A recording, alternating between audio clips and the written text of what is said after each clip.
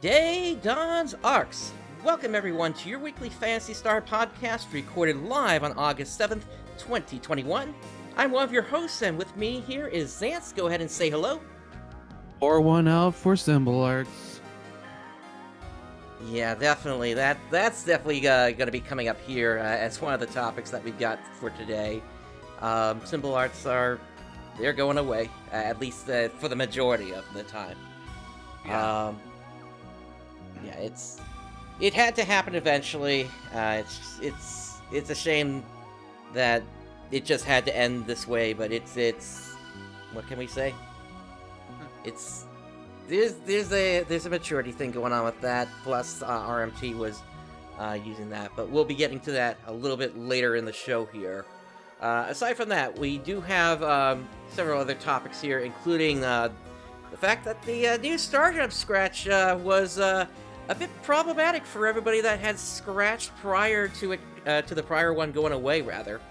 And then some of the items just came back. And then, of course, Braver came out this week, so we'll be talking about that. We've got another round of the Arks Investigative Reports out. SEGA had its Q1 results out earlier this week, and then Clementine also got an update just last night. So we'll be covering that as well here.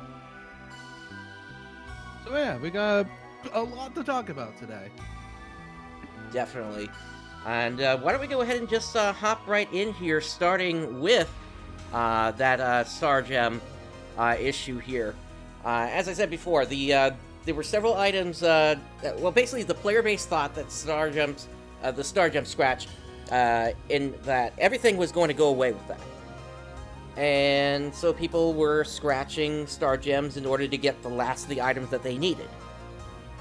Turns out some of those came back for the second round, and when that happened, a lot of people were angry because they realized that, oh wait, I could have just used the free Star Gem scratch that I get daily instead of having to pay for these Star Gems to get these items that I want.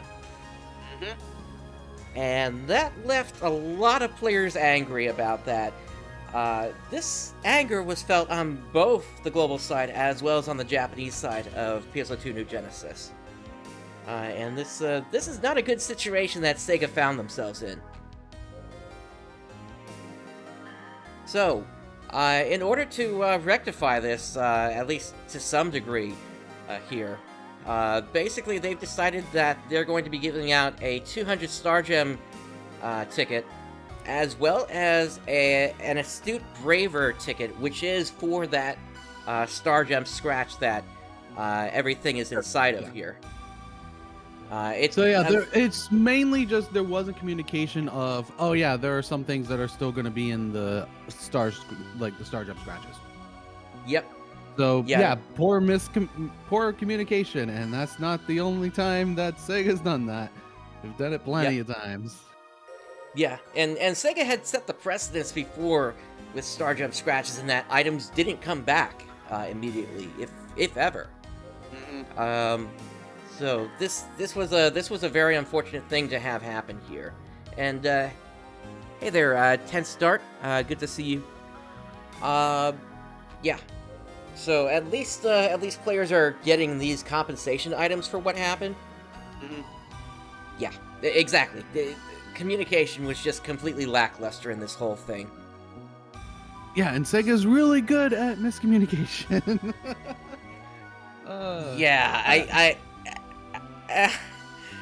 been a fan with SEGA since I was a kid, especially with the older Sonic games. I'm kind of used to it already. Yeah, and those of us that have played Phantasy Star Universe, I hate to bring this up again, but SEGA was the name that we used to know them by back then. They make good games. Sometimes. Sometimes, yeah. Yeah.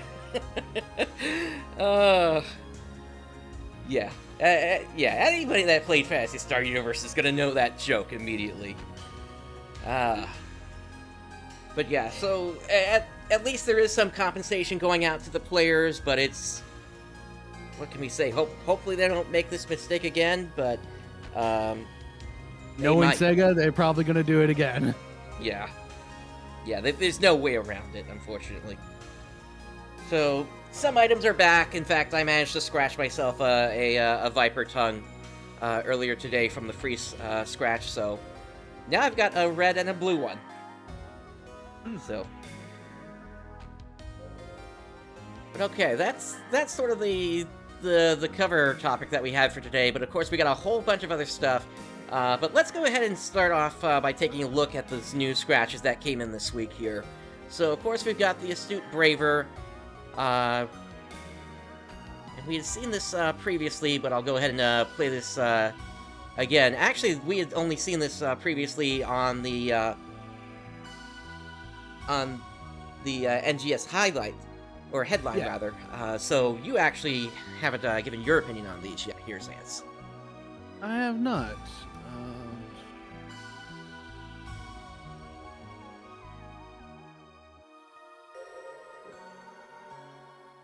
But with the Astute Braver, I kind of like the Braver outfit. It looks okay. It does, yeah.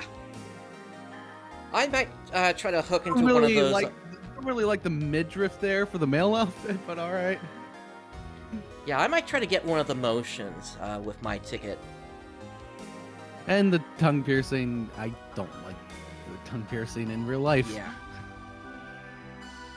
But yeah, I'm with you there. Folded arms motion just looks really cool. Yeah, so... And when it comes to, what was that stance there? It was the signature pose. That just screams edgy. Yeah. And plus, once again, they're taking off their shirts again here for some reason in these well, actually, these are the same ones that we saw before. These are the Vent series. Yeah. But yeah, the Bravey jacket there, it just, you're not wearing a shirt, you're just wearing a jacket. Right. Yeah, so I might go with the signature pose or the folded arms, potentially. I might do the signature pose just because of how edgy it is.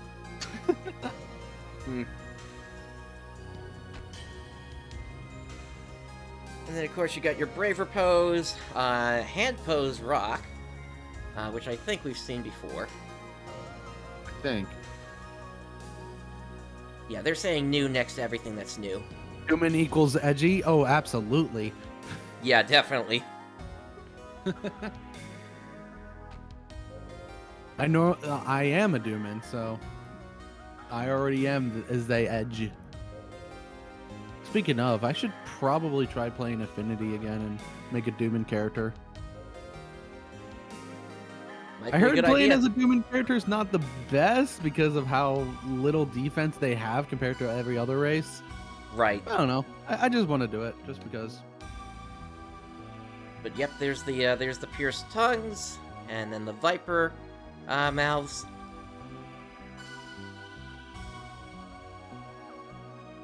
I like the horns. The horns look neat. Yeah, definitely. But yeah, that's what's in the new Stargem scratch now. Moving on, we also have a new AC scratch this time as well. Let's go ahead and take a look at that. That is the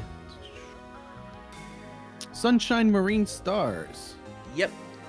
When I first saw that humanoid Type 1 outfit, I thought that was a cast set. But apparently it isn't. Yeah, I wish it was a cast set, but no, it's just a full outfit. Yep. I have seen players do some unique stuff with it, like turn it into Samus Aran's outfit and such. Oh, huh.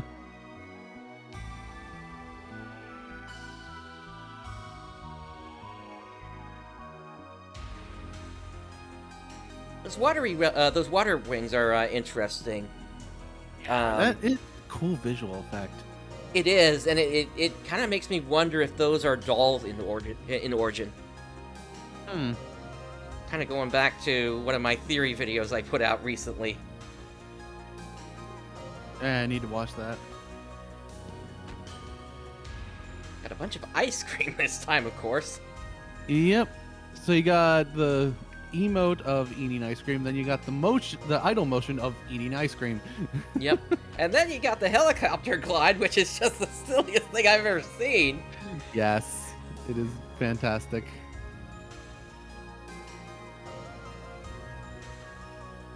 But yeah, you got the Bessie Rayfoot for the humanoid types 2s, as well as the Bestie Rayfoots as well.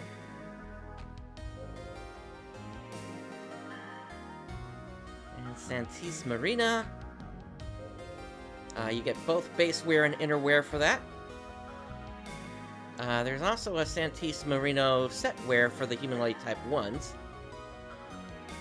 If I want that helicopter, I would have to draw 45 times. I don't know if I have the money for that. Yeah, I already said which one I want to see, and if I ever see it, I'm going to get it. Which one was that again? That was the On All Fours. Oh, yeah, that. Yeah. If they ever turn that into a motion, I will buy that.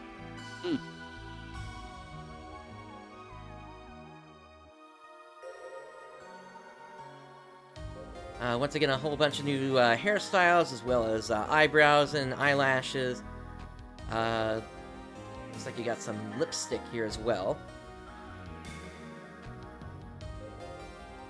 And a whole bunch of socks and thigh highs. The Rayfoot headgear is kind of interesting.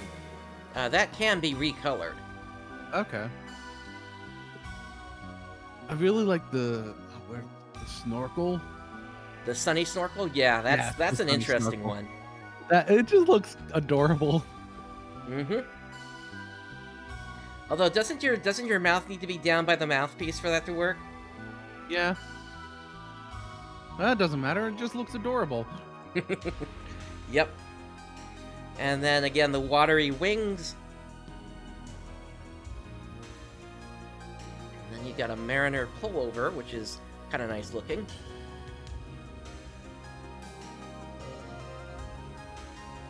The Ditachatch arms, I don't know about that one. It's an interesting idea, but I don't know who would actually put that on their outfit. I could see some cast using that.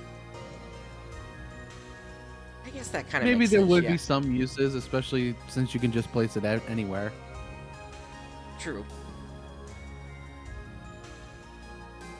And then you got the machine rockin' wings, as well as the cannon headgear. And I can kind of see that turning into sort of like a Mega Man X sort of thing. Maybe. Or like the Mega Man clones in Mega Man Zero. Yep. Yep, and to your point, 45 scratches gets you the Motion Glide helicopter. Prior to that, at 10 draws, you get the 749 Eat Ice Cream Plus. And 30 draws is when you get your first Sunshine Marine S ticket. Did they say anything over here for Star Gem? No, it's just it's the same thing as last time, so no bonus there.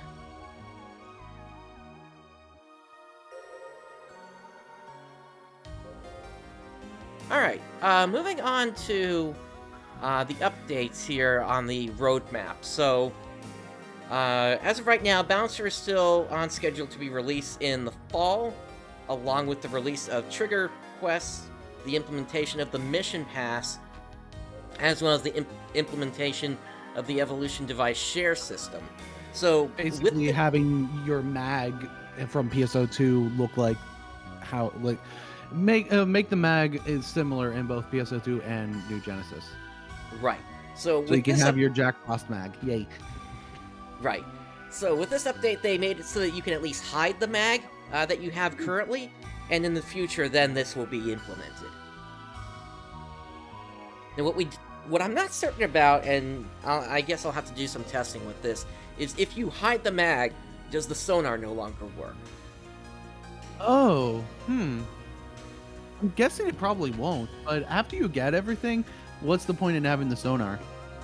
I agree with you there, but So you might still need to have the you might still need to turn the mag on for that. Although the way to get around that is once the Evolution Device Share System is implemented, you keep it turned on in the new Genesis settings, but you use the stealth mag. That could work. Again, I'll need to do some testing to verify that, because I haven't had a chance to actually try that yet. And then, of course, coming up this winter is going to be where we got the first major update. That's going to be the release of the new desert area, along with the implementation of the level 35 cap. So 15 level jump there. Oof. Yep. And then the implementation of new class skills and new techniques. So, new techniques, we're probably getting our Zan, as well as our light and dark techniques back at that point. Yeah, because Tector is really suffering without the Mega skills. Yeah.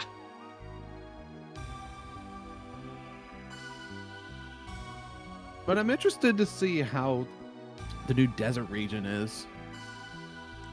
Based on what I found, it looks like there's at least 3 cocoons in there. One is buried in the desert somehow, so we got to figure out how to, I guess, unbury that thing. Then there's a pyramid in the way back, which I'm thinking that might be the first content to support more than 4 players inside of it that for would be Trainia. nice. And then there's a crashed I don't know, machine or ship or something, which may or may not have people inside. We don't really know enough. The pyramid and the structure are just barely within render range. If you start scrolling, if you start zooming the static camera in all the way, the fixed camera rather.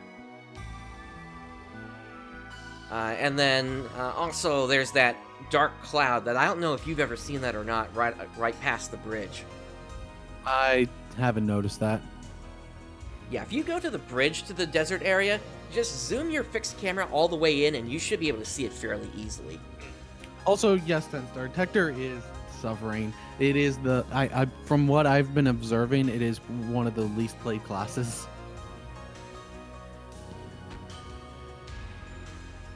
Yeah. It's nice having it, but even some of the Tectors that I see, they're not using the wand because the wand's pointless to use. Yep, even when I was leveling it up, I went Tector Hunter and I just grabbed the sword instead.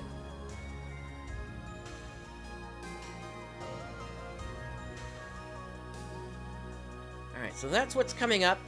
Now, we did get a whole bunch of updates here for this week.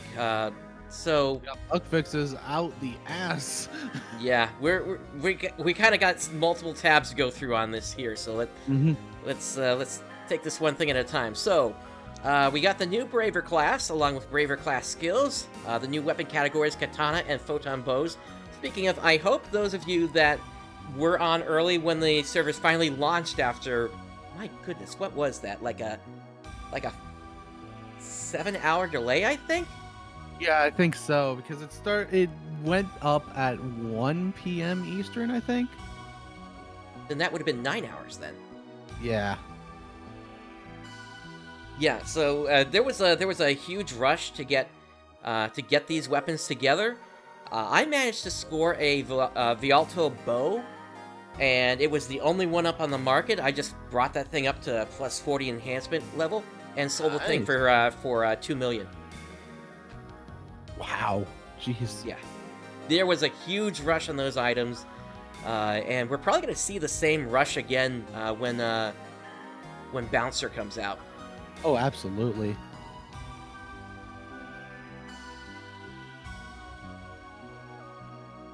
Alright, aside from the Braver coming out, there was also a new side tasks added, including Braver side tasks, as well as a quest with Aina to go and...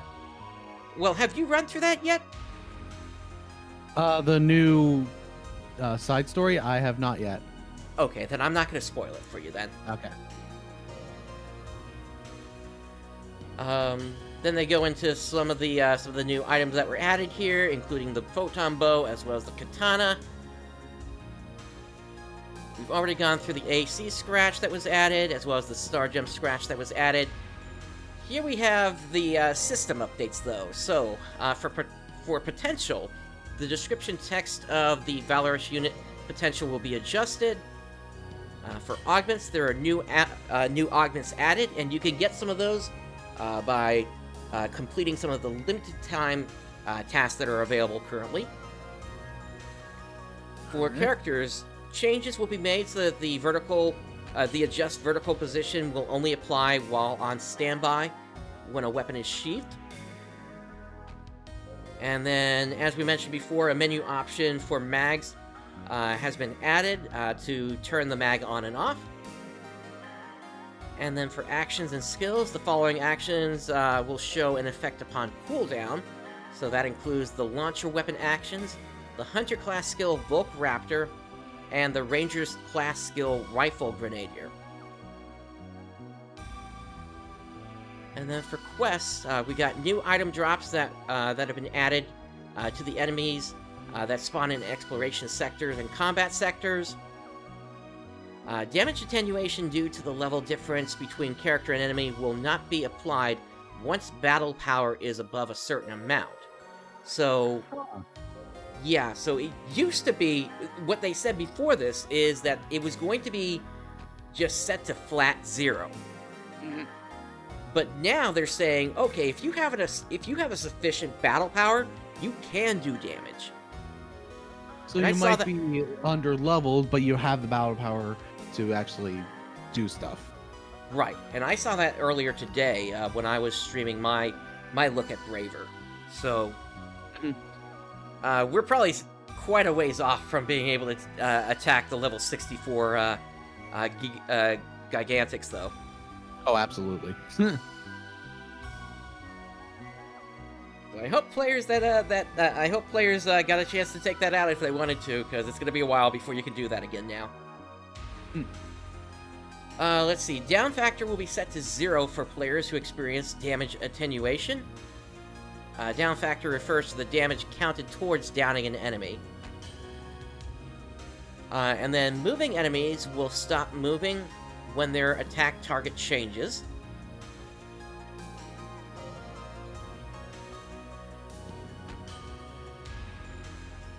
Oh, nice to see that you're working on an Iron Man challenge there. Good luck with that. I think you said you were already on your second attempt there, if I saw that correctly. Let's see. There will be a performance when the boss enemy's down gauge is empty during urgent quests. Yeah, I've never actually thought about doing like an Iron Man challenge in PSO2 or any online game before besides RuneScape. PSO2 is a little too random for an Iron Man to at least work, in my opinion. If anything, though, I have considered doing it in Final Fantasy XIV. Oh yeah, because you can be an Omnicrafter and craft everything you need. Right.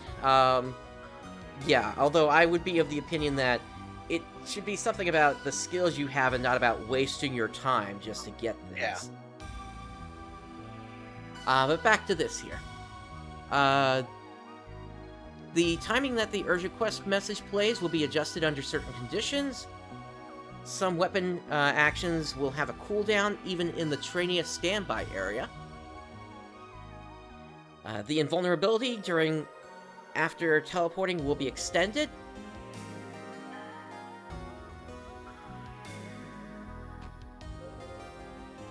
Gotcha, 10 start. We also have some enemies will walk for a little bit before retreating. That's an interesting one. That's very interesting. New items have been added. Like very specific as well. Yeah. New items have been added to the drop table for Gigantics. The process for random weather changes will be changed again.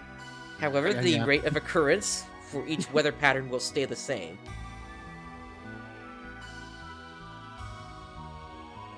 Alright, then we move on to map and objects here.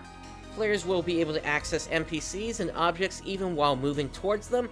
So I've had instances where I was running towards a character, and I start to talk to them, and because I'm still in the running motion, I move away from them, and that kicks me out of the menu. Players will no longer be knocked back. Players can no longer be knocked back by an enemy while accessing region mags. Players will no longer get blown away by an attack while accessing towers, as well as cocoons and Ryuker devices.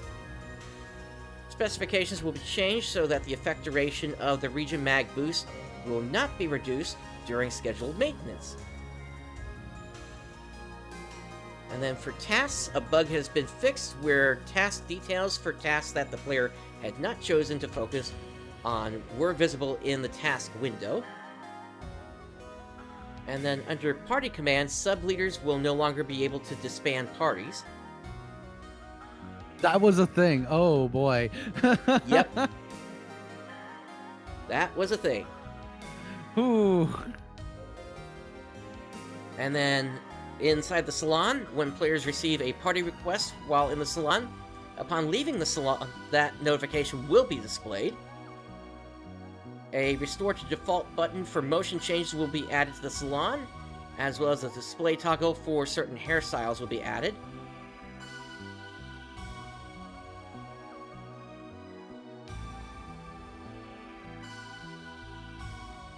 Okay, I see what you're saying there, 10-star, about the Iron Man challenge. Yeah, that would make it a little bit easier. Moving on to the item section here, some equipment parameters will display decimal values. The category sorting function in the item menu will only display weapons that are in NGS. When a player attempts to exchange an item for cash and the transaction fails, a notification will now be displayed that indicates an explanation for the failed transaction. The hairstyle DL's head will now be compatible with head ornaments. If players accept campaign rewards from the campaign item receipt menu that include items that can't be used in their current block, these items will be sent to their default storage. And then if the player's default storage is full, then the items will be sent to the next storage that has available space. And an item, or rather an icon thumbnail, the icon thumbnails for the following items have been changed according to their effect amount. So that's the N augmentation success rate plus 10%, the plus 15%, and the plus 20%. And then we got a whole list of body paints that will have an additional description that notes whether or not they can be worn depending upon the current body type. Outfit items will no longer be counted against inventory capacity while worn. Yeah, that kind of makes sense. Outfit items will no longer be unequipped when ensembles are applied while the inventory is full. And then N half-scape dolls can now be stored in material storage. And to use an N half-scape doll, it must be in your inventory. Now, that one I think is a mistake having them put that in there. And the reason why is if you decide to send all items that are compatible with material storage to the material storage, that means all your N half-scape dolls are going to go in there as well. Which means you need to actively remember to pull those back out again to have them on you. Yeah, I wish those had stayed in the last category instead of going into material storage. Yeah, definitely. Because the half-scape dolls are not materials. Exactly. Unless there's some sort of upcoming change that's going to let us create full scape dolls out of them. I doubt that, but if they keep them in material storage and then allow you to just use the half-scape doll from material storage, then I'll actually end up using the scape dolls. That's a good point. Yeah, if you can use it from there, that would work. But like they say here, it must be in your inventory. Yeah, I don't get it. Yeah. Maybe it's a way for Sega to try to milk more money. I don't know. Scape dolls are pretty pointless to use anyway. They are. But it's nice to have them on hand whenever you do accidentally go down. Yeah. For the personal shop will now be accessible to players after clearing the main task, Items Resolve. And this is an RMT defeat measure. Yep. More ways of trying to combat RMT. Yep. For options, an option to toggle the transparency of other players' effects will be added to the graphics menu. An option to toggle screen oscillation will be added to the gameplay menu. And they have removed surround sound settings, and because of this, surround sound will always be on.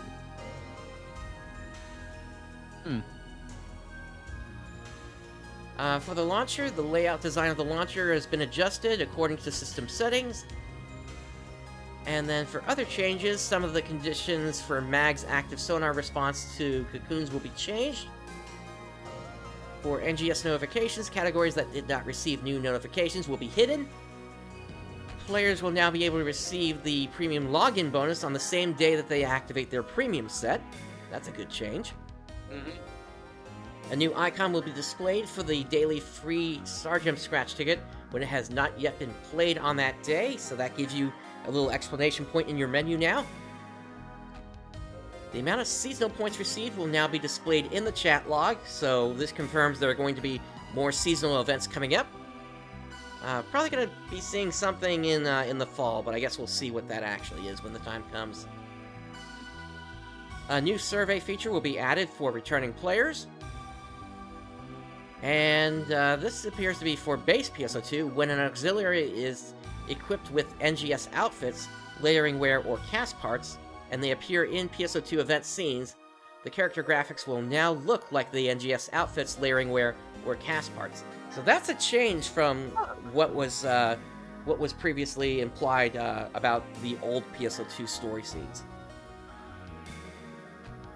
Yeah, because now with getting the auxiliary, showing that equipment, now you can possibly change that to where the PSO2 stories would show it. I don't know. It would probably be too much work, though, to do that, honestly. I don't know. I guess we'll see. We've also got some balance adjustments here. For the Hunter, the Volcaraptor skill, for that, the maximum accumulated damage required for an explosion has been adjusted. For Ranger, related to light rounds, the timing of glide cancellation has been adjusted, the timing for sidestep cancellation has been adjusted, and fall timing during mid-air attacks has been reduced.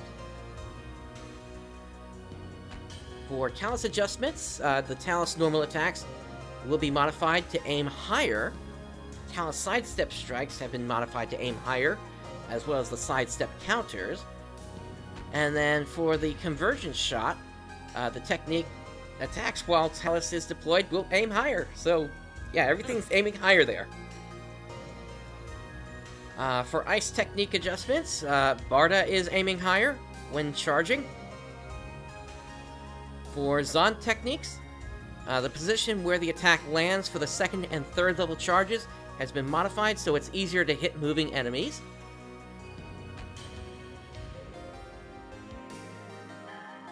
And then for quests, they increased the Meseta earned from the Urgent Quest Command Doll Suppression Operation and Next Vera Suppression Operation.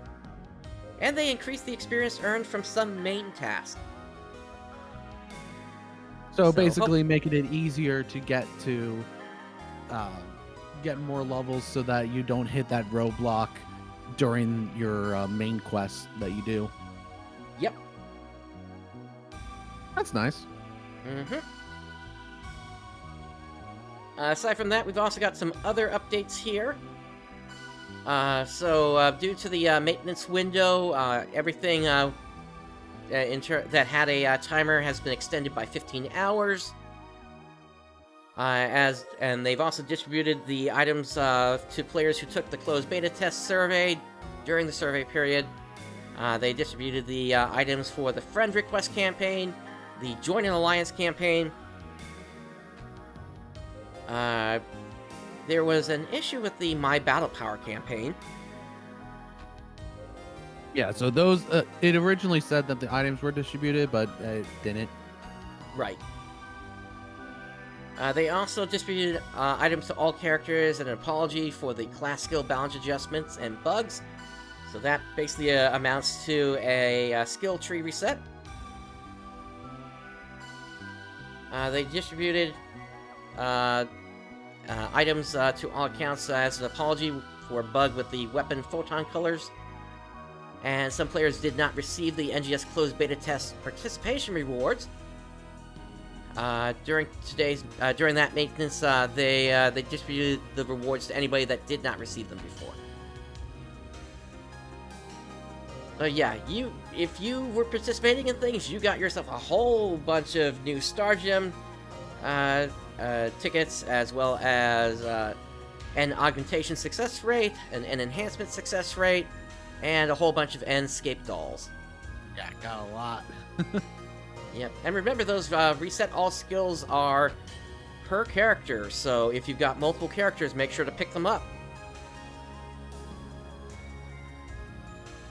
Which I know you and I have plenty of extra characters. Yep. They also distributed to the OP team storage any missing weapon camo items to any affected player. And then we have the specification change here. The default setting for displaying symbol arts will be changed to off in the options screen. Yep. And the big one, symbol arts will no longer be displayed in sent to area chat. They originally said that it was going to eventually come back, but now with this, it's saying it's gone. Yeah. And part of the reason for that is RM tiers were using the symbol arts to avoid detection by the servers. Yep.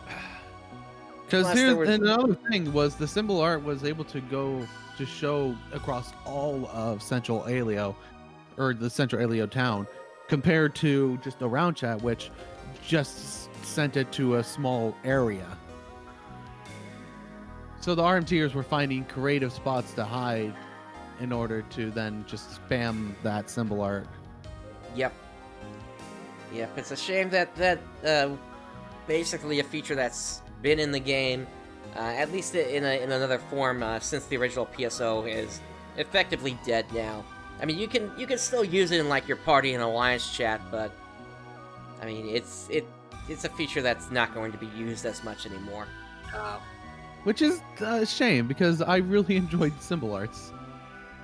Yep. Aside from that, there are just a bunch of bug fixes here, and honestly, we would be here all day if we went through this entire list.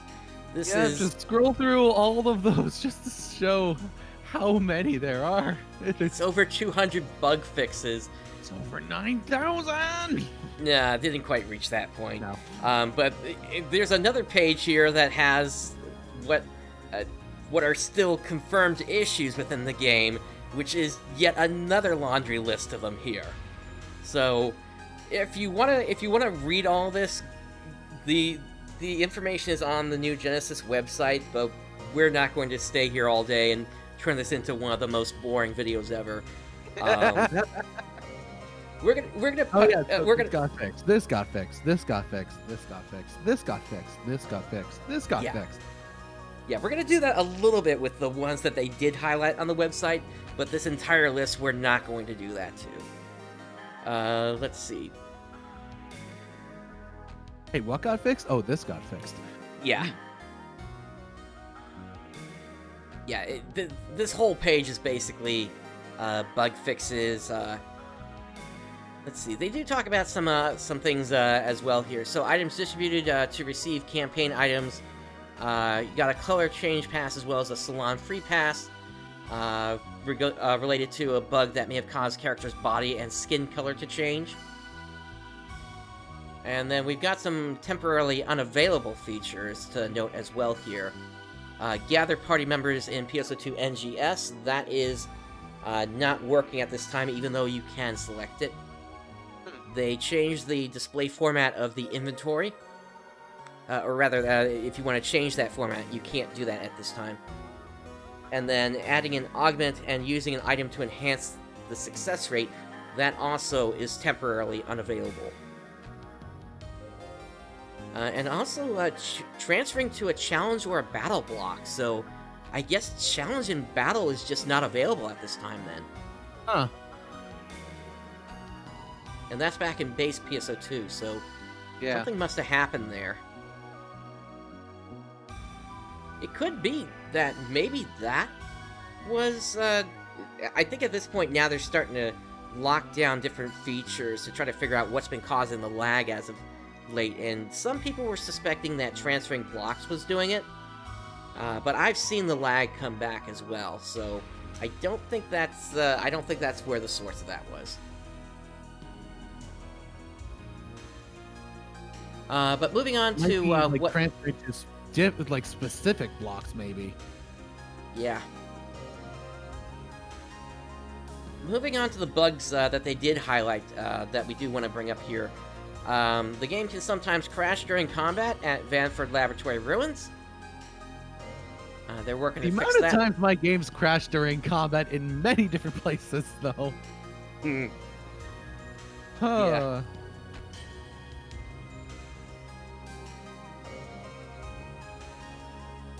Then we got the follow-up attack damage from a charge. Dimensional Rainbow Photon Art doesn't affect enemy body parts. And aside from that, also the increases weak point damage quick food effect isn't being applied. So they're working on that issue. Urgent quest bosses sometimes do not become downed. I've seen this one personally with a Nex Vera before. So even if the down gauge is completely empty, they just refuse to go down. Yeah. They'll still complete their full animation.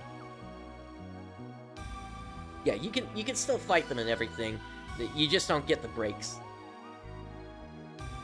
Also, something else that was added, I don't think it was shown here. Whenever you start any kind of trial, there's now a voice clip saying "Trial start." Yep, the missing voices have finally been added to the English voice side of things. Oh, that was a thing in the Japanese voice lines? Yeah, those were always there. Huh. Weird that it just was completely missing in the English one. All right. Yep, I agree with you there. I'm hoping one day they add one for the Gigantics so that we can bring back the old Phantasy Star Nova Gigantes. That'd be nice. Yep. So this change here for the Orko Renew Collection 2. So this is being changed because there isn't going to be maintenance next week. So instead of it releasing on August 11th, it's releasing on August 10th at 11 p.m. Hello there, Genus. Say again? Genus in chat here. I see that. Yep. Let's see. Class Braver may not show up as available for selection in the Select Class window at the class counter. If you experience this issue, please try moving your cursor to the bottom of the Select Class window. The Braver class should then appear. So yeah, they basically they didn't stretch it far down enough, and they gotta fix that before Bouncer comes out. Yeah. It wasn't a problem for me. I easily found Braver and just swapped right away. Yeah, and for me, since I play at 2K, it's wasn't an issue at all. And then we got this one here regarding weapons edited with weapon transmutation, reverting back to their default photon color. So basically, they have now distributed 3 half-scape dolls to anybody that was affected by this bug. And also, the August 4th Great Deals in the AC Shop release has been postponed. So that's going to be coming at a later date. There's also this about the game may crash when a waypoint is placed on the world map. That issue has been fixed as of this update. I've never even used the waypoint system. I completely forgot that was a thing.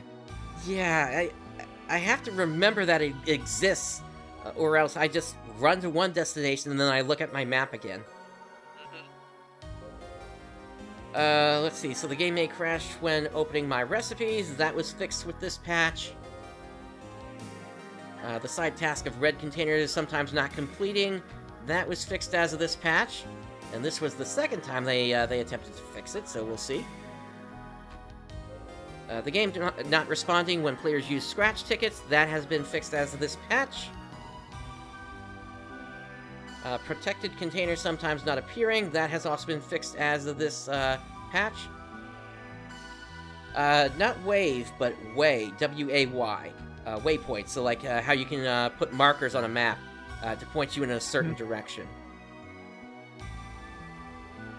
The message displayed for completing advice from Leo Lin 2 more than twice is incorrect. They fixed that as of this patch. The ailment resist stats not being displayed correctly when the unit Giant armor is equipped. So that was the one that basically was doing a buff for underflow and setting you to like some 2 billion resistance percentage. That's been fixed.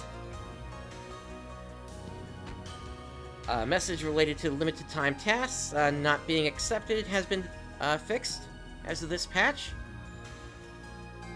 Item selling prices in the PSO2 NGS item shop not being displayed when certain actions are performed. That was fixed with this patch. And this one might be more for you, Sans, here. The game may crash during battle, and that was against the Ardbanster, the Ardbanshee, the Thunderbancer, and the Thunder Banshee. That's been fixed after this patch. Yeah, those were usually whenever I experienced crashes, and then also with Next Vera once. And then there was a correction for the time that the 9th anniversary seasonal enemies will appear. In terms of the receiving campaign rewards, or rather, in terms of what compensation was given, everybody was given a Halfscape doll.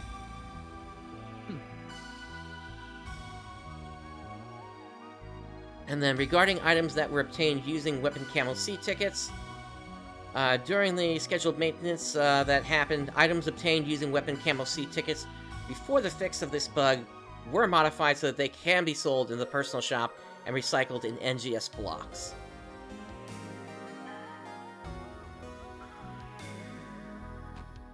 There was also characters are sometimes not displayed correctly when attacking with certain weapons or weapon camo items equipped. They're currently investigating that and working towards a solution. Weapon camos prone to this bug are the Tempest Leaves, the Aldiva, Region Lee Arms, the Repo Lemire, Solus Lemire, and the Mega Slash Edge. This bug may also occur with PSO2 bows or weapon camo items not listed above. Interestingly, I've also noticed, and this may just be how the items are designed, but weapons like the Thor's hammer, they don't follow the path that the slash effect takes. So, yeah, that's kind of souring the use of certain weapon camos I've noticed as well. So I'm hoping that they get considered for fixing as well as part of this here. I don't know if this is the same bug that they're talking about, though. Alright, we're sort of through the highlighted bugs here. Let's now move on to the last thing we've got from New Genesis today, which is the Arks Investigative Report. We went through 2 of these last time, and now we've got the fashion results here. This is going to be interesting. Yep. So, the top 5 most popular outfits. For the male outfits, you got the Saradic, the Fleet Admiral Shadow, the Fleet Admiral Knight, Kuan Will Plate Shadow, and the Belt Punk M Shadow. For the female outfits, you got the Marine Admiral Shadow, the Marine Admiral, the Marine Admiral Hazel, Marine Admiral Steel, and the Glamora Minion. So a lot of those Admiral outfits being favorites. And then as for your unisex outfits, the Casino Lilliput Suit Ruby, as well as just the regular Casino Lilliput Suit, and the Casino Lilliput Suit C. In 4th place is the Niao Suit, and lastly the Casino Lilliput Suit Leaf. And just to note, this is taken from March 1st to March 31st of this year. Yep. I don't think we're gonna read through the rest of all these here, but we'll go at least first place on the rest of these here. The most popular layering wear for the males was the Tylor Replica M. So, Which makes sense. It just looks really cool. Yeah. For the female outerwear, you got the Sophis Reno. For the male base wear, you got the Suit Slack Shadow. Female, you got the Raison Vanitas. For the male innerwear, you got the Jasper C Replica Shadow. And for the female, you got the Novi Cat's Snow. For the most popular male cast parts, you got the Joker series, and for the females, you got the Lamia series. For the male heads, you got the liner head. For the female head, you got the fill-in head. For the most popular hairstyles, for males, you got the Esplendo semi-medium.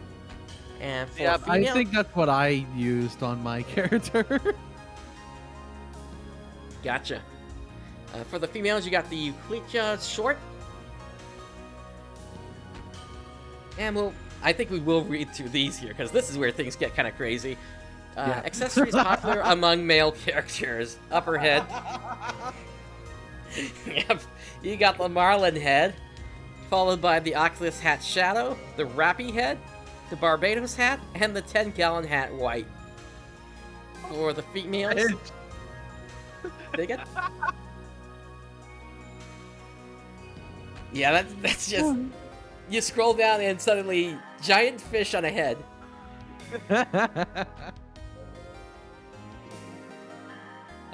For the females, you got the Alcuria Beret. In second place, you got the Marlin head. Third is the Headlay. Fourth is the Alicia Circlet. And fifth is the Kitty Ear Santa Hood.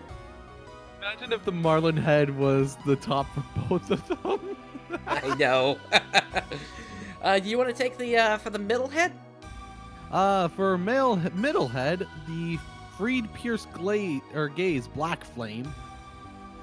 I was using that for a Yeah, while. that looks really cool. Camo Mask White, Restraint Mask, Half Mask, and Magia earrings. And for the female, the Magia earrings for the first one. Second is Rare Drop earrings Rainbow, Gemini earrings, Feather earrings White, and Lip Piercing Black.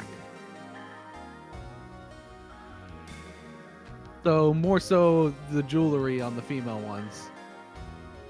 Definitely. There. Yep, and then for the lower head, you got the Black Aries horns for the male. Which is interesting that they're using a female character here. Yeah. Well, they did that for the Marlin head, too. Oh, true. Second place, you got the Zamlord Guards, Matoi head mount, the Infernal Horns purple, as well as red. For the females, you got the Magia headgear, the Zelsius headgear, Matoi head mount, Long Beast ears, and the Black Aries horns.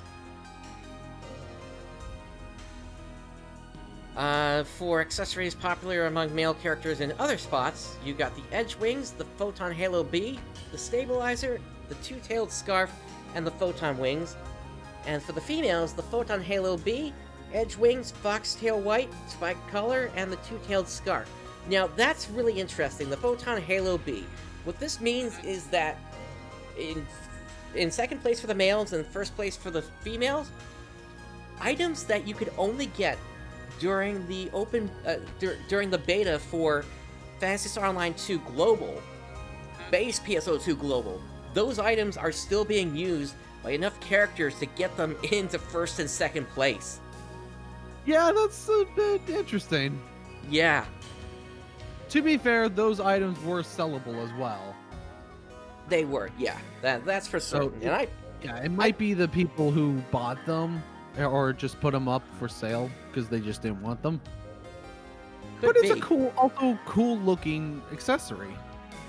It is. I've still got mine unused, and I'm debating if I want to sell them at some point. I used mine. In fact, I was able to buy extras back when it came out and have it available for all my characters. Gotcha. For the top 5 most popular items for makeup patterns, you have the natural makeup F. For the eye pattern, first place was the manga eyes, and for weapon camo was the Macedon crown. Moving on to the fashion item combination. So we'll just go through the first place on all these here. Zance, you want to take this? So yeah, so for layering wear combinations is the Riddle Minodol M outerwear and the Evil Exodir base wear, which, yeah, that actually looks really cool. Yeah, and for that's the female for one, certain. female one is Maidenly Ogre and for outerwear, and Frigid Floral F for base wear. It looks like a Shrine Maiden or something. Kinda, yeah. Or close to it. For the cast parts, it was Ronia body, Dista arms, and Falma legs. And for the female cast, it was Dihil body, Rhodes arms, and Rhodes legs. And that makes sense since you can just get those out of the shops. Mm-hmm. And for the Lookbook Reports, this is interesting. So genre rankings of genres included in the settings and expression. Cool was the top one, of course. Because everyone thinks that they look cool, but nobody's actually cool. Well, I think cool was also the first selection available. Yeah, it was.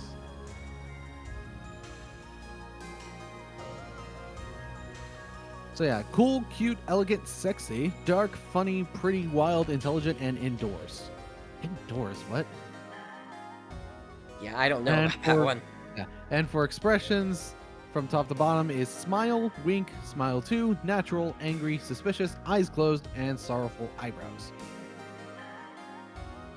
And this does not include none responses. And for personal shop report, so top 10 emotes with the highest total Meseta transaction value. Oh boy, so 106 sad. What? Yeah, that's I don't know. What? I feel like that one is like easy to get, and that might have been used by RMT. Maybe. That might have been the RMT thing right there. For a second, it was Rappy Balloon, which should have been the first one there. Yeah. And then Alma Ball for the third. Swim for the fourth. Sit 4. Merry-Go-Round. Bouquet. Operating Terminal. Table Dance. And Pose 8. I am so surprised that pole dance and chair dance didn't get in there. Yeah, I'm shocked. But it's probably because it's only for the people who really want to look like degenerates. True. Moving on from that, we have the Rappy Suit mini report. So the most popular accessories worn with the Rappy Suit mini. First place was the Oculus hat, second was the cyber glasses, third was the cat ears, fourth was the humming Rappy, and fifth was the red rim glasses. That was if you had just one accessory equipped. If you went with 2 accessories, in first place you had the Clover Crown Pink and the sports sunglasses. If you were wearing 3 accessories, you had the cyber glasses, the no-nonsense eye mask, and the headset. And for 4 accessories, you had... Well, I'll read all these and you can kind of get an idea here. First place, you had 4 water balls. Water ball, water ball, water ball, water ball. In second place, you had 4 Marlin heads, which I actually did that one myself as well. Maybe that's why the Marlin head was the most popular head accessory. Could be, could be. You add a weapon stealth onto that, and yeah, you're just a stack of Marlins attacking.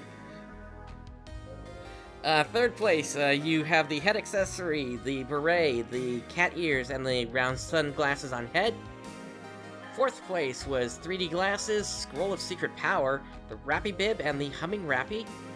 And then 5th place was LED glasses, the stereo shoulder mount, bouncing melody, and the rare drop necklace rainbow. And then we have some comments from the developers on this here.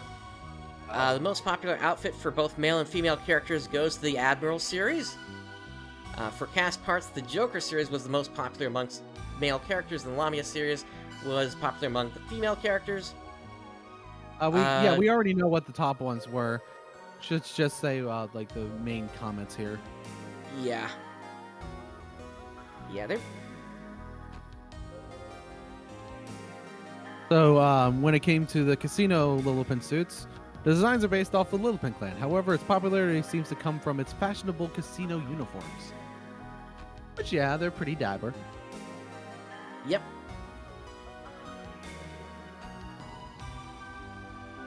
So looking at the male characters, outfits with coats that reminded us of a lone wolf warrior were popular. Which, yeah, that makes sense. Like being the hero of the story. And on the other hand, various styles of outfits like Japanese, sci-fi, and military styles, such as Maidenly Ogre and Evil Amalati, and Combat Jacket M were popular among female characters. For cast parts, combinations of parts from the Ronia series were popular amongst males, while the Road series was popular amongst females. And they are guessing that it is because they're easy to combine with other series due to the parts for both series being slim. And then finally, they researched the item combinations with the Rappy Suit Mini. They found that the Water Ball and the Marlin Head tied in first place for the 4-set combination. So this says first and second place, but they're saying they tied in first place. It seems the Rappy Suit... Yeah. It seems the Rappy Suit Mini is popular due to players being able to adjust the attachments and combinations. And just make the absolute worst abominations you possibly can. Yep. Yeah, and I kind of get what you're saying there, Himitsugawa. Aside from that, we also have an Arks Results here, report. So, enemies and quests and players-related reports. So, the number of enemies defeated. So, the Dagon is in first place with 420,924,596 defeats. Oh, jeez. Yep. Following that, very close behind, was the Sword Zombie at 417 million. And behind that was the Heat Packing Zombie at 379 million. And then behind those, we have the Udan, the Dig, the Krada, the Growth, Spartan A, Crowfat, and the Dalbolopus. Yeah, 420 million Dagons. Jeez. Yep. For they are the most common, like, darker enemy, obviously. And it probably really inflated that price after Cradle of Darkness Ultra Hard came out. Well, it wasn't a price, Not price, the number. Yeah. Ranking of quests with the most arcs incapacitated. First place, Emblem Scramble. Yeah, that one's kind of a gimme on that. Yeah. So let's forget that one exists here, because that's battle mode. Second place, the Face of the Abyss, with 7 million incapacitations. Third place is the Bewitched Woods Exploration, with 6.2 million incapacitations. Wait, wasn't Face of the Abyss like a late episode 6 thing? I think so, yeah. Man, it caught up to that many deaths that quickly. Yep. It was not an easy quest. Moving on, we got 4th place, the Malevolent Void. 5th place, the Crimson Fellworm over the Castle Ruins. 6th place, Windstone Incarnate. And then we got Mother Omnipotent Creator. Elite Training Madness and Phantasms. Survey Remnants of the Parallel World. And 10th place, Endless Battle, Edge of Recollection. Alright. So, for the top 3, apparently, worst operatives with the highest number of incapacitations. First place goes to 9,187 incapacitations. Oh, Second geez. Second place goes to 8,902 times. And third place goes to 8,825 times. Yeah, good thing they're not showing the players' names. I agree.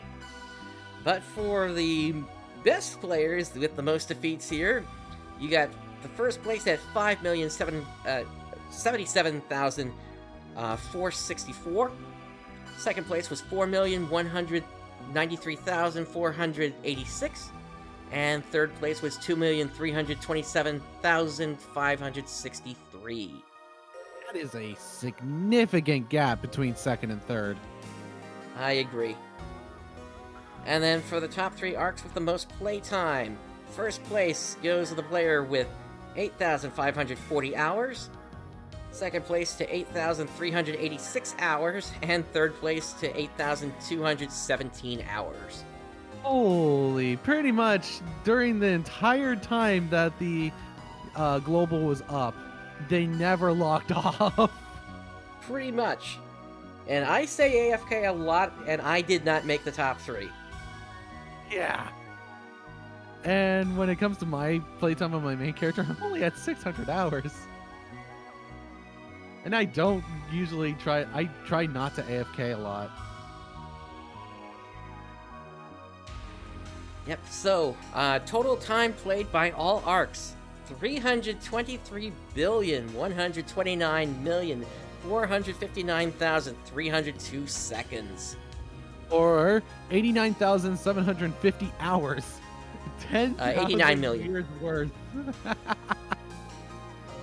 Yeah, 89,750,000. 89,750,000 hours. That is insane. Yep. And then we got some comments here as well. Dagon is the most defeated enemy. Dagon, an enemy appearing in various situations such as expeditions, emergency trials, and quests, has taken the first spot. Multiple spawn at the same time, so the total number defeated is also very high. And yeah, they point out the same thing that we say about Emblem Scramble here. Requires players to fight with each other, so it naturally raises the number of incapacitated arcs. And then players fighting the Primordial Darkness, Gomoros, and Sodam back-to-back in the face of the Abyss. Moves that destroy the field or one-shot players, easily incapacitated players. As for the strongest arcs, the record for the one with the most defeated enemies, for that one, the more you defeat, the more titles you receive, but the title Angel of Death, which you receive after defeating 5 million enemies, was only claimed by a single Arks at the time of the investigation. Huh. And I'm sure there's been plenty on JP side who have gotten that title. Oh yeah, because they had 8-9 years to go through PSO2. Let's see, the arcs with the most playtime was 8,540 hours, which is 356 days. And the highest number of incapacitation operatives was 9,187 times. That means the player resurrected 9,187 times. Ooh. And then they go through all the combined time again. So yeah, over 10,246 years combined time, so that is quite a lot. Yeah. Alright, so that does it for new Genesis updates. Let's get into now something a little bit different here. Earlier this week, SEGA Sammy reported out on its Q1 results. Now we're going to be skipping through some of this here, but there are some highlights that we want to point out here. Obviously, COVID has been impacting them, but they're also doing some recovery here compared to last year. Based on what we're seeing in their sales, sales are up by about 10 or 11 there rather. Now, if we scroll down to here, let's see, where was it?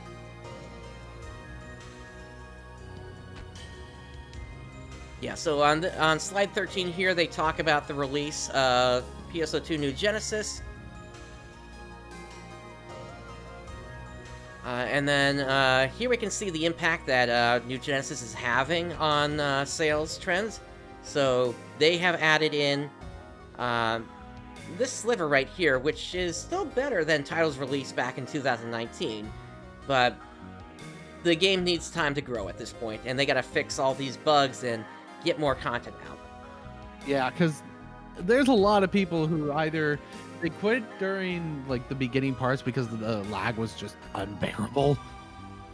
Yep. And there are some that are just waiting for more content to actually come out. Yep. And then we got some specific details about New Genesis.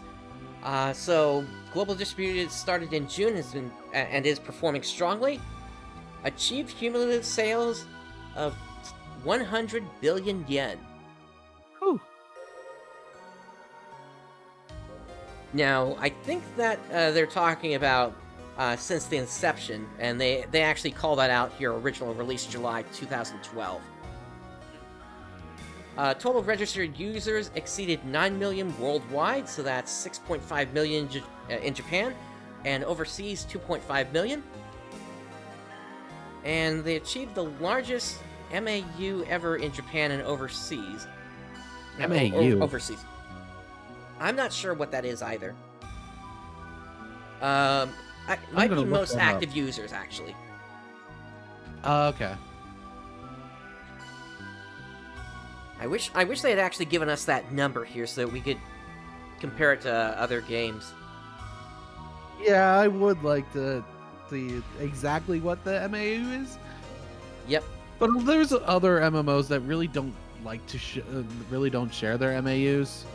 I know WoW stopped reporting on it a while ago. Yep. And I don't know what the current MAU is for 14.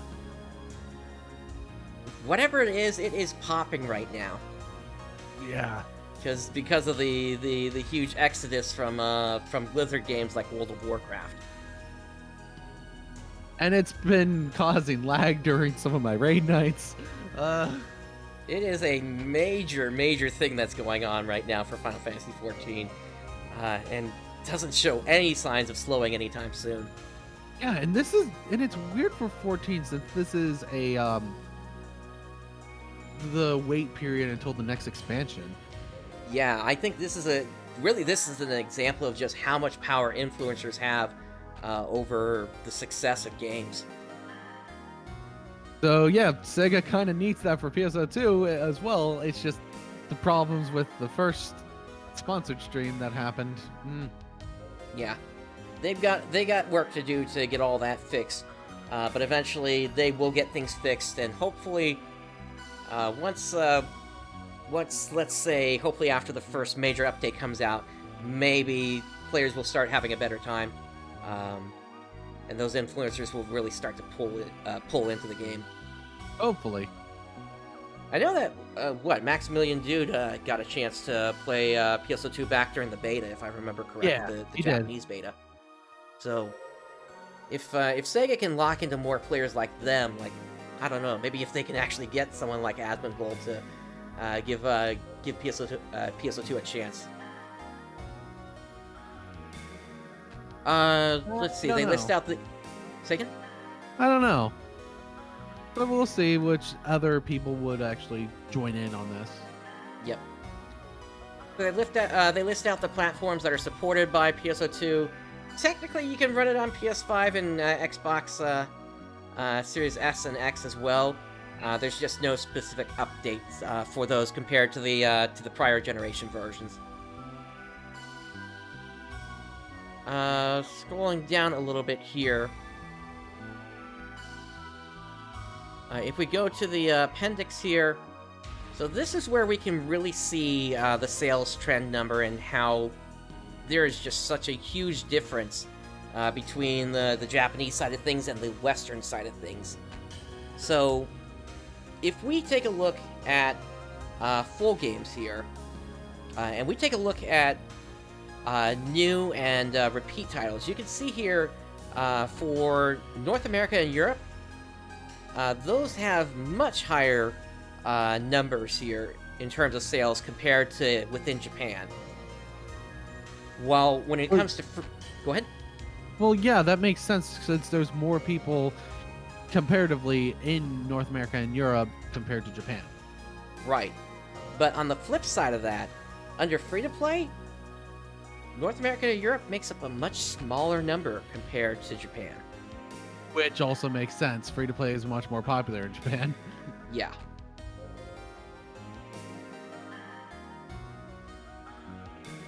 Then they kind of go into some of what their plan is here. Of course, they've still got PSO2, as well as PSO2 New Genesis listed here. No plans on those ending anytime soon, of course. And actually, this would probably be where we would look if they ever did have a plan to end base PSO2. Yeah, it doesn't look like they're trying to. Right. They still want people to play base PSO2. Yep. We can... That's why they didn't make a New Genesis a separate thing from the base game. Right. Yeah, and then just a kind of a note of what's happening in the world here. Ever since the impact of COVID, you can see just how much their resort business has dropped off here. Yeah, yeah. Probably their arcade sales have been the most hit. I would agree with you there. In fact, if I remember correctly, one of their arcades is closing again. Yep. And it's one of the most well-known one, I think. I think so, yeah. Yeah, it's the one in Akihabara. Yep. All right, so that does it for the shareholder results. We got one more update for you here today, and that comes to us from Clementine. Why don't you go ahead and take this one here, Zance? Yeah, so we got new update last night for Clementine. So, enemies. They fixed an issue where Dejabon's Mega Attack was a higher level than intended.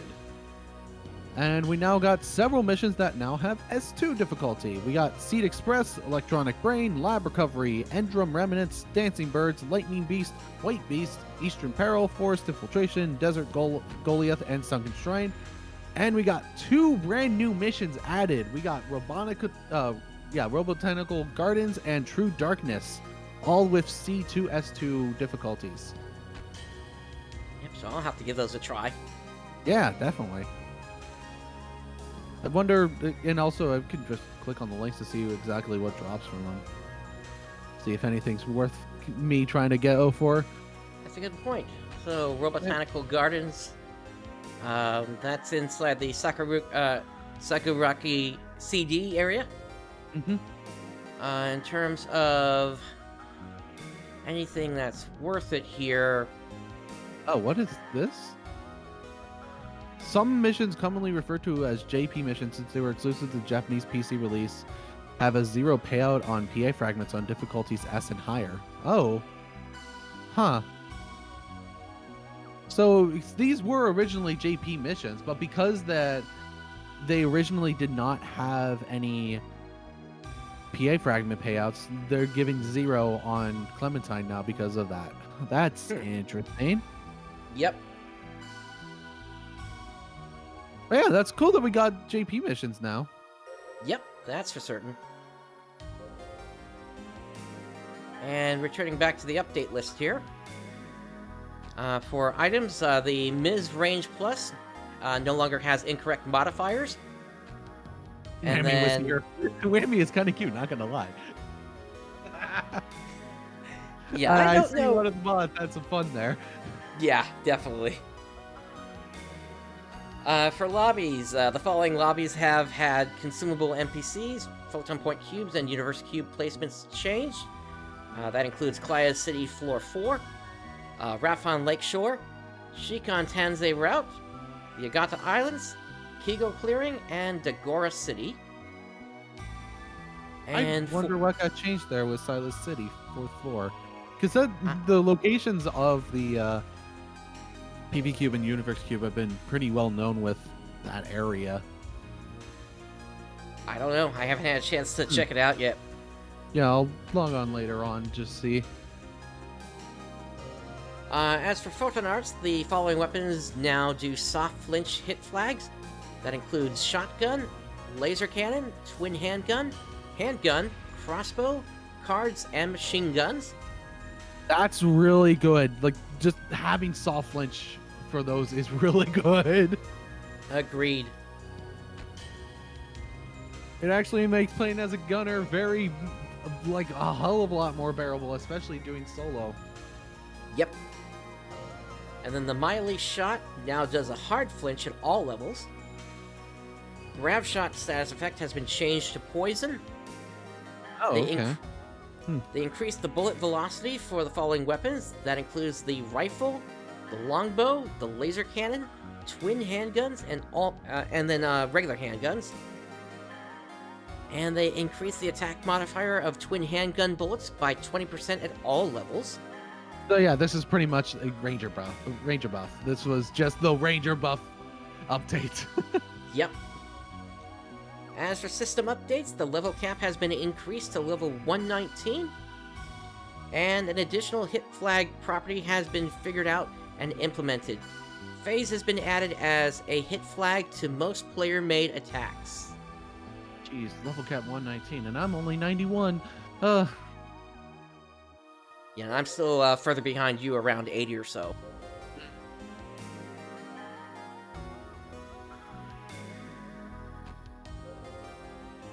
Yeah, I believe that's all our updates. Let me see what's going on the Ephinius side. I don't think I saw anything, but yeah, if you can Oh wow, there's check. 205 people on Ephinia on right now. What? That is the most I've ever sine. Okay, maybe something is going on. Check the updates real quick here. Currently, the 6th anniversary events started up. I believe we already talked about that before, though. Actually, no, we didn't talk about it before because now is the start of the 6th anniversary event. All right, let me pull it up here then, real quick. Yeah, 205 hunters online right now. What? I normally see on average 70. Let's see here. Here we go. So, hello hunters, we would like to announce that the 6th anniversary event has begun. You can find out more information here, we'll check that out in just a moment. It's going until September 4th. Patch notes for today, the default unit text for English and Japanese has been updated. It is a fix for typos in renaming the 5th anniversary badges. Lobby has been set to an event lobby for the event's duration. If you'd like, it is the default design, but plays the daylight event music. This is event.og if you would like to change this file. Anguish ID weapons and untech rate has been nerfed to 1% increase per tier for both instead of 2% and 7% respectively. Maximum attack E ruins has been patched to disallow progression after an out-of-bounds warp. And there have been minor drop chart adjustments. Ultimate Viridia Pazuzu LNK combat went from a 1 out of 2.98 to a 1/2. The Ultimate Red Marissa A, Disca of Braveman, changed to a Disca of Liberator.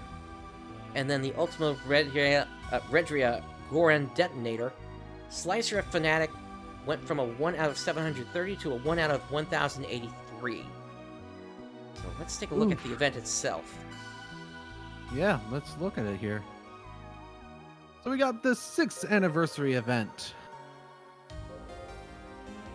Changes from the 5th anniversary event is Photon Spheres at the Gold Badge Shop are now 99 gold badges. Oh. Magic Rock Heart Key returns to the Gold Badge Shop for 50 gold badges.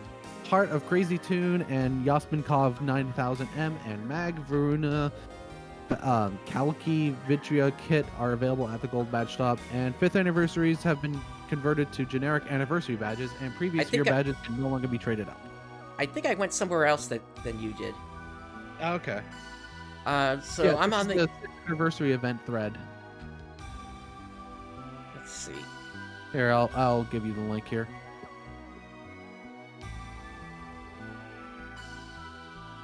There you go. All right. Let's see.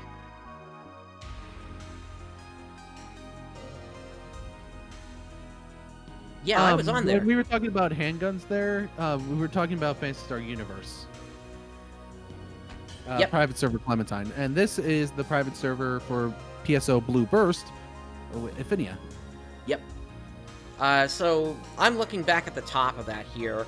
What is the anniversary event? Yep. 6th anniversary event.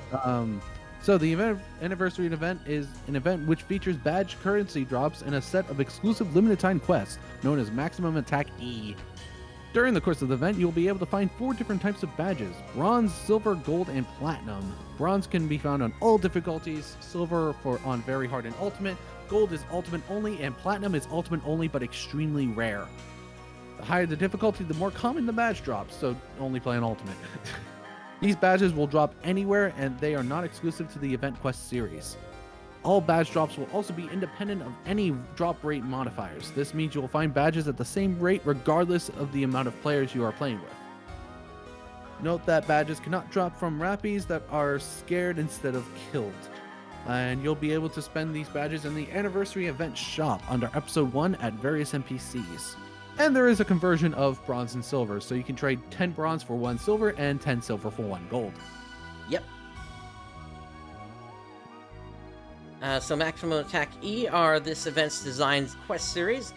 They are featured in the Hunter's Boost Road and are also the only way to increase the cumulative kill counter other than Christmas Fiasco. Each quest is designed to last 5 to 10 minutes and cannot be failed, meaning all players will be able to participate. And it appears there's one for every single area. Let's see here, except for the outer crater area. Yeah, it looks like that. It's just crater. Yeah.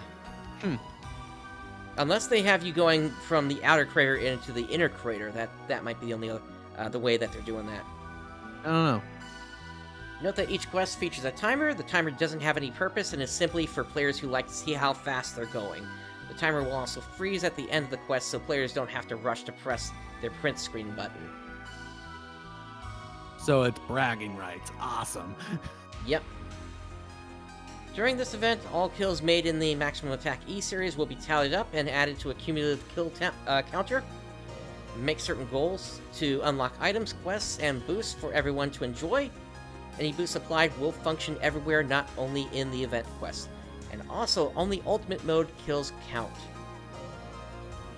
If you wish to see your personal kill counter, talk to the guide in the Anniversary Badge Shop. Like I said, only play an ultimate. Yep. Which vast majority of players already do.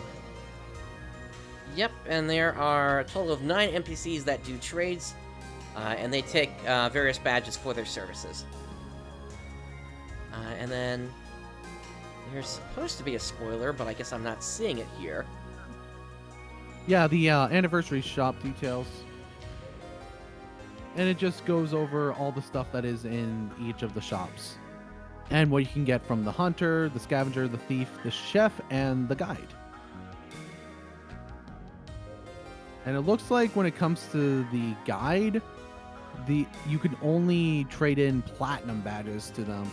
And they have some of the best weapons in the game, i.e. the Lavis Cannon, Seal J Sword, Heaven Punisher, Handgun Gold, Psycho Wand, and Prophets of Motov.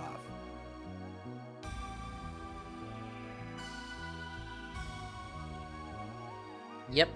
And then in terms of what is being added here for Milestones, so the first one has been reached already at 50,000 kills. That added Festivity on the Beach, and that lasts for the duration of the event. And then any items that are earned will be distributed automatically upon returning to the lobby. All item rewards are account-based and will be deposited into your character's bank. If your bank is full, make a game, remove some items from your character's bank, and return to the lobby. Item rewards with an HBR point gate require you to possess that many Hunter Boost Road points on your account.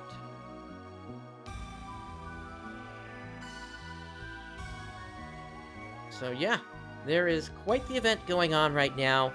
I would expect eventually they might do like experience bonuses and things like that on this list here. which is going to be very good for new players getting in, and also for people with alts. Yep.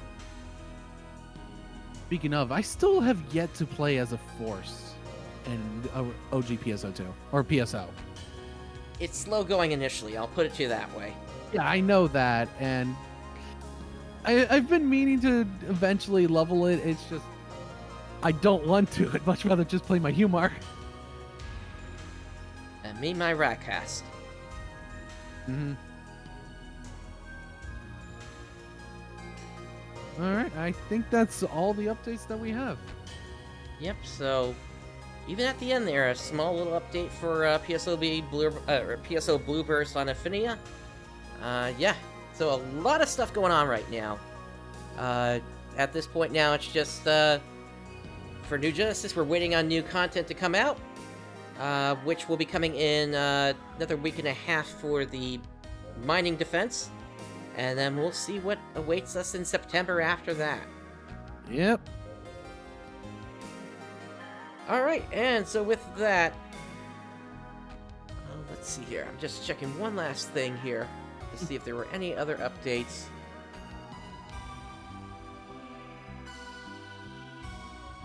Yeah, and as we've mentioned before, we're not really sure what we're going to do with Idola going forward, since they never tell us what updates are really coming here.